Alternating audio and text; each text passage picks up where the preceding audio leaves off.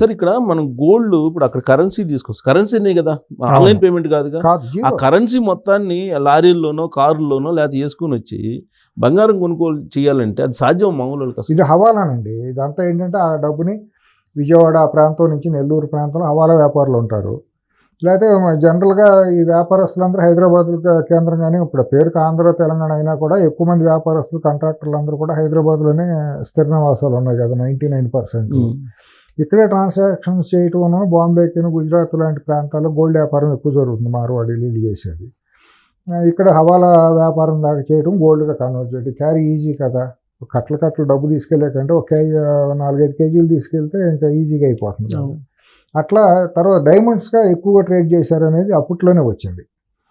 బాగా పెద్ద solitaire diamonds, పెద్ద డైమండ్స్గా తీసుకుని మార్చి ఆర్నమెంట్స్గా మార్చారు అనేది ఐఏఎస్లు ఐపీఎస్లు అందరూ కూడా. దానికి బిల్డింగ్ అనేది ఉంటుంది కదా, జీరోనే. ఇవాళ ఈ భారతదేశంలో గోల్డ్ వ్యాపారంలో జరిగేది 50% అబోవ్. అంటే నేను 100% అని అంటే బాగా కాబట్టి అంటలేదు, కానీ ఇది జగమెరిగిన సత్యమే కదా. జ్యువెలరీలో జరిగే బిజినెస్ అంతా కూడా డైమండ్స్ జ్యువెలరీలో ఎక్స్పోర్ట్, అదర్ దాన్ ఎక్స్పోర్ట్. ఒకవేళ ఎక్స్పోర్ట్ చేసిన లోయర్ ఇన్వాయిస్లు చేసి చేస్తూ ఉంటారు. అదొక పెద్ద మాఫియా. అది మీకు తెలియదు, మీకు బహుశా మీకు అవగాహన ఉండే ఉండాలి, ఢిల్లీలో మీరు చేశారు కాబట్టి అది బయటికి జరిగే వ్యాపారం కంటే 3 రెట్లు ఎక్కువగా జీరోలోనే జరుగుతుంది, నాన్ బిల్లింగ్గా జరుగుతూనే ఉంటుంది. మొత్తం టోటల్ బులియన్ మార్కెట్నే వీళ్ళు మార్చేశారని అంటారు. మార్చారు, ఎప్పటి నుంచో కదండి అది. ఇక్కడ మొత్తం ఒక రకంగా ఏంటంటే చెరబట్టేశారు. మరి ఇక్కడ కూడా అంతే. తెలంగాణలో మరి 2014-2024 మధ్య జరిగిన పరిపాలనలో కూడా అంతే విశృంఖలమైన దోపిడీ జరిగిందిగా. ఐఏఎస్లు ఐపీఎస్లు ఆ రకంగానే ఇక్కడ చేశారు కదా. బీహార్ నుంచి వచ్చిన వాళ్ళు, యూపీ నుంచి వచ్చిన వాళ్ళు, వీళ్ళందరూ వీళ్ళ చేతుల్లోనే కదా పరిపాలన అంతా ఉంది. ఇవాళ మీరు దొంగతనం చేశారు అని ఆధారాలు చూపిస్తాంటే కులం పేరుతో బయటకు వచ్చి కులం మీటింగ్లు, ఐఏఎస్లు ఐపీఎస్లు వర్గాల పేరుతో మీటింగులు, అంటే బ్లాక్ మెయిలింగ్. వీళ్ళకి ఎవరిచ్చారు అధికారం అసలు? మొన్న చూస్తా అంటే ఇక్కడ హైదరాబాద్లోను విజయవాడలోను మీటింగ్లు పెట్టారని. అంటే వీళ్ళని ఏం అనకూడదు, ఏమన్నా అంటే అప్పుడు బయటికి తీస్తారు, కులం కార్డులోనూ వర్గం కార్డులు బయటికి తీస్తారు. బయటికేమో ప్రజాహితం, మాకు సమాజం బాగుండాలి, ధర్మం బాగుండాలి, మళ్ళీ సనాతన ధర్మం అంటారు, హిందూ మతం అంటాము, అన్నీ మాట్లాడతాం. ఈ దొంగతనం బయటకు వచ్చినప్పుడు మాత్రం అబేబే కాదు ఇది మా మీద కక్షపూరితంగా చేస్తున్నారు అని అప్పుడు కులం పేరుతో కొంతమంది బయటకు వస్తారు. ఇది అంతవరకు నైతికత? ఏ సనాతన ధర్మం చెప్పింది? నన్ను మీటింగ్ పెట్టిన వాళ్ళు, గొల్లపూడిలో మీటింగ్ పెట్టిన వర్గం వాళ్ళకి ఏ హిందూ మత గ్రంథాలు చెప్పిన అక్రమాలు చేయమని? ఇది వీళ్ళంతా వైపీఎస్లు వైఏఎస్లు అంతే కదా. వైపీఎస్లు వైఏఎస్లు ఇది నేను ఎప్పుడు అంటాను, భారతదేశానికి పట్టిన వైరస్ ఇది. వీళ్ళు ఇప్పుడు ఎవరైతే మీటింగులు పెట్టి ఇట్లా బ్లాక్మెయిల్ చేస్తున్నారో, వీళ్ళు ఆంధ్ర రాష్ట్రాన్ని సర్వనాశనం చేసింది కూడా వీళ్ళే. 2014-19 మధ్య సహాయ నిరాకరణ చేయటం కానివ్వండి, ఆ రోజున్న ప్రభుత్వాన్ని బ్లాక్మెయిల్ చేసింది వీళ్ళే. వైసీపీని అధికారంలోకి తీసుకొచ్చే విధంగా యంత్రాంగం చేసింది వీళ్ళే. అదే 2004-2009 మధ్య రాజశేఖర రెడ్డిని అంతటాన్ని చేసి ఇంద్రుడు చంద్రుడు అని చెప్పి చేసింది ఈ వర్గం వాళ్ళే, దైవాంశంభూతుడని. మరి ఇదే వర్గం వాళ్ళు అక్కడ 7 కొండలు కాదు 2 కొండలని చెప్పి చర్చి కడతానన్న నోరు మూసుకుంది ఈ వర్గం వాళ్ళే. ఈ వర్గానికి చెందినాడే అక్కడ ప్రధాన ప్రొఫెసర్గా ఉంటే ఇక్కడికి వచ్చి సిలువు కింద తలంచుకుని సిగ్గు లేకుండా వెళ్ళి ఆ కుటుంబానికి పలకీ మోసింది కూడా ఆ వర్గం వాడే. డైమండ్ కొట్టేశారని చెప్పి నికృష్టంగా మాట్లాడింది ఆ వర్గం వాడే. తర్వాత అర్హత లేని వాడిని తీసుకెళ్ళి అందలం ఎక్కించినట్టు చీఫ్ సెక్రటరీని చేస్తే అదే విషపురుగు మళ్ళీ పాము కాటేసినట్టు మాట్లాడింది, అది వాళ్ళ గ్రూపులు నడుపుతుంది అతనే. వీళ్ళకి ఏంటంటే మతాన్ని అడ్డం పెట్టుకుని సమాజాన్ని నాశనం చేయటం వీళ్ళందరికీ, ఇటువంటి వాళ్ళకి అందరినీ అంటే మొత్తం అందరూ వాళ్ళు చాలా మంది ఉంటారు, గొప్ప వాళ్ళు చాలా మంది అందరూ. కానీ ఇది బ్లాక్ మెయిలింగ్ కదా. సేవ్ చేయాలి ఎవరినైనా సరే, టార్గెట్ అదేగా. ఎవరినైనా సరే మా జోలికి వస్తే మేము ఏమైనా చేస్తాం అనేది ఒక బ్లాక్ మెయిలింగ్. ఇది సమాజ హితం ఎట్ట అవుతుంది? ఇప్పుడు మంచి మనిషిని ఎవరు అరెస్ట్ చేయరు కదా, ఆరోపణలు ఉంటేనే ఆధారాలు ఉంటేనే కదా ఎవరైనా చేసేది.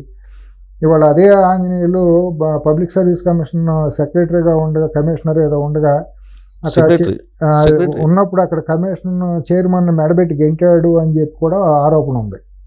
ప్రొఫెసర్ని ఆయన చేస్తే తెలుగుదేశం పార్టీ అపాయింట్ చేసి పెద్ద మనిషి, చాలా పెద్ద మనిషి, స్పాట్లెస్ పర్సన్ ఆయన, చాలా అవమానకరంగా ఆయన్ని మెడబెట్టి నెట్టేశాడు అని కూడా చెప్తారు బయట.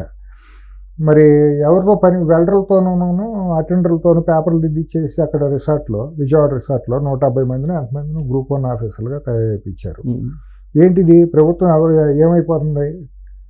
వీళ్ళందరూ కలెక్టర్లను రేపొద్దున ఎస్పీలు ఐఏఎస్లు అవుతారు కదా. సమాజం ఏమైపోతుంది? డెమోక్రసీలో మెరిట్లు ఏమైపోవాలి? కష్టపడి చదివిన వాళ్ళు ఏమైపోవాలి? ఇప్పుడు ఇదే పిఎస్ఆర్ గురించి, అలాగే ధనంజయ రెడ్డి గురించి, వీళ్ళిద్దరు గురించి, కృష్ణమోహన్ రెడ్డి గురించి, వీళ్ళు నకిలీ పాస్పోర్ట్లు ఇచ్చి ఆ రోజు అబూ సలాం కర్నూలులో అతను ఎంఆర్ఓగా ఉండగా అబూ సలాం మోనికా బేడీకి దొంగ దీంతో ఇచ్చి పాస్పోర్ట్ విదేశాలకు తరలిచ్చే దాంట్లో చేశారు.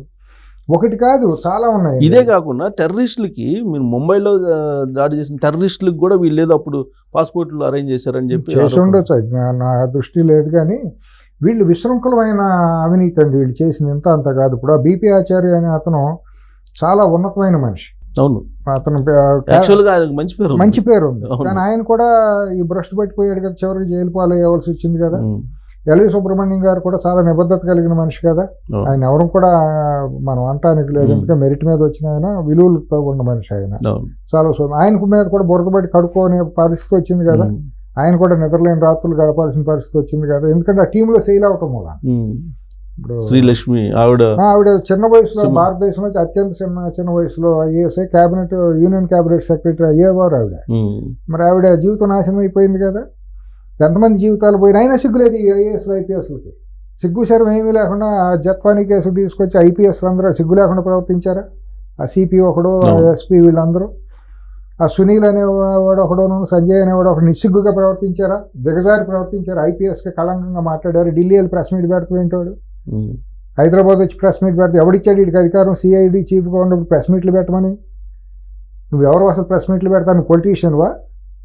Additional advocate general press meet పెడతాడు, నాన్ సెన్స్ కదా. ఎవడిచ్చారు వీడికి అధికారం? కోర్టులో వాదించాలి కానీ బయట పబ్లిక్ ముందు ప్రెస్ మీట్లు పెడతాడు. జోకర్ గాడు కాబట్టి వాడు. వీళ్ళందరికీ సపోర్ట్ ఇప్పుడు అంబటి రాంబాబు ప్రెస్ మీట్ పెడతాడు. ఆడు పెద్ద జోకర్, ఆడి గురించి మాట్లాడటం ఈ టైంలో. అంటే ఐఏఎస్ని అరెస్ట్ చేస్తారా అని మాట్లాడుతారు. ఐఏఎస్ని అరెస్ట్ చేయకూడదు, ఐపీఎస్ని అరెస్ట్ ఏం చేస్తలేదు వీడు.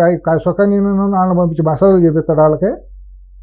సిగ్గుశారం లేకపోతే సార్ మాట్లాడే వాళ్ళకి, అన్నం తినే నోట్లతో ఎవరు మాట్లాడేటువంటి సిగ్గుశారం ఉండాలండి. బయట సమాజం ఏమనుకుంటుంది, మనం ఎక్కడ బతుకుతున్నాము, మన పిల్లల భవిష్యత్తు ఏంటి, రేపు పొద్దున మనతో అయిపోతుందండి. రేపు పొద్దున మన పిల్లలు మన మనవాళ్ళు, మన భవిష్యత్ తరాలు ఉంటాయి కదా.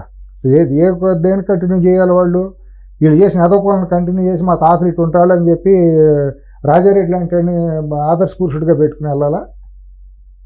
ఒక వావులేల గోపాలకృష్ణయ్య గారిని, అలా పుచ్చలపల్లి సుందరయ్య గారిని, ఇటువంటి వాళ్ళని, గోతులచ్చన్న గారిని, ఇటువంటి వాళ్ళని మనం ఆదర్శంగా తీసుకోవాల్సింది. ఒక రాజారెడ్డిని, ఒక అంబటి రాంబాబు, నేను ఒక పిఎస్ఆర్ ఆంజనేయులను మనం ఆదర్శంగా తీసుకోవాల్సింది. సరే, ఇవన్నీ వాస్తవాలు. కానీ ఇప్పటికి కూడా జగన్మోహన్ రెడ్డి వెళ్తే పబ్లిక్ ఎగబడుతున్నారు. ఉందండి, అది ఒక మతం మొత్తం అనేది ఒకటి ఉందండి. ప్రమాదం, భారతదేశానికి ప్రమాదం. ఇవాళ అది ఒక విస్తృతమైన సబ్జెక్టు. నేను కొద్దిగా డైరెక్ట్గా పాయింట్లో బ్లంట్గా వస్తే కొద్దిగా రాక తప్పదు, ముసుగులో గుద్దులాట్లాగా మాట్లాడకుండా ఉంటే ఆత్మహత్య వాస్తవాలు చెప్పేవాళ్ళు కూడా కావాలి, మాట్లాడాలి. ఇవాళ భారతదేశానికి పట్టిన అతిపెద్ద ప్రమాదం ఏంటంటే క్రిస్టియానిటీ, విదేశీ మతం. దాని గురించి వీళ్ళు ఎవరో మాట్లాడరు. అది ప్రమాదం చాలా ఒక వైరస్ లాగా ముంచుకొచ్చేస్తుంది. ఇప్పుడు నేను దేవుణ్ణి, మతాన్ని నేను కాదన్ను. మీ ఇష్టం వచ్చిన మతాన్ని మీరు ఆచరించుకోండి, కానీ ధైర్యంగా ఆచరించండి. ఈ దొంగ నాటకాలు ఎందుకు? ఇక్కడికి వచ్చామో ప్రభుత్వం ఇచ్చే రిజర్వేషన్లు అన్నీనేమో తీసుకుని అక్కడికి వెళ్ళి క్రిస్టియన్ మతంలో మారటం ఎందుకు? నీకంత యేసు ప్రభువు మీద నమ్మకం ఉంటే దమ్ముగా నువ్వు మతం మార్చేసుకో. రికార్డులో దేవుణ్ణి నమ్ముకో. నువ్వు పేరుకేమో అక్కడ క్రిస్టియానిటీ, నువ్వు ఇక్కడ ఆచరించేదేమో, తీసుకునేదేమో హిందూ రిజర్వేషన్లు అని తీసుకుంటావు. ఇది తప్పే కదా. మరి నిజంగా హిందూ మాలో ఉన్న బీసీలు, ఎస్సీలు ఇబ్బంది అవుతున్నారు కదా. అందుకే ఈ మధ్య కోర్టు ఇచ్చినట్టుంది, చెన్నై కోర్టు ఇచ్చినట్టు. ఏదైనా ఇవ్వాల్సిందేనండి. ఇవాళ